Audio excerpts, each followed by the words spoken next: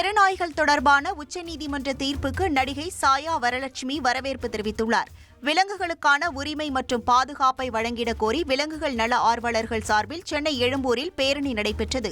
இதில் பங்கேற்று பேசிய அவர், வாயில்லா ஜீவன்களுக்கு உணவு அளிப்பதன் அவசியத்தை அனைவரும் தெரிந்து வைத்திருக்க வேண்டும் என்றும் கூறினார்.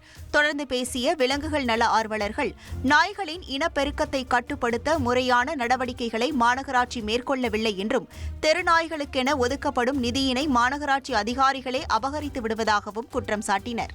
இந்த வாட்டி ரொம்ப சந்தோஷமாக இருக்கேன். சுப்ரீம் கோர்ட் ஜஸ்டிஸ் நமக்கு ஒரு நல்ல தீர்ப்பு கொடுத்தது. கண்டிப்பாக நாங்கள் எல்லாமே சேர்ந்து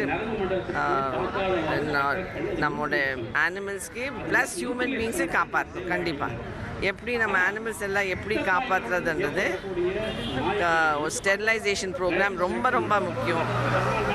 வேக்சினேஷன் ரொம்ப முக்கியம். அப்புறம் அடாப்ஷன் ரொம்ப முக்கியம். இது 3 ரொம்ப எசென்ஷியலாக செய்யணும். கண்டிப்பாக ரொம்ப அக்ரெசிவாக செய்யணும். இப்போ உங்களுக்கு யாரும் அடிச்சிங்கன்னா நீங்களும் ஒரு ரியாக்ஷன் கொடுப்பீங்க. அந்த ரியாக்ஷன் எடுத்து பெருசாக பண்ண வேண்டாம். பட் நம்ம கண்டினியூஸாக நம்ம கொஞ்சம் ஃபீடிங் பண்ணிட்டு இருந்தால் எல்லாம் அமைதியாக படுத்துருப்பாங்க ஒரு இடத்துல. கண்டிப்பாக சொல்லிக் கொடுப்போம்.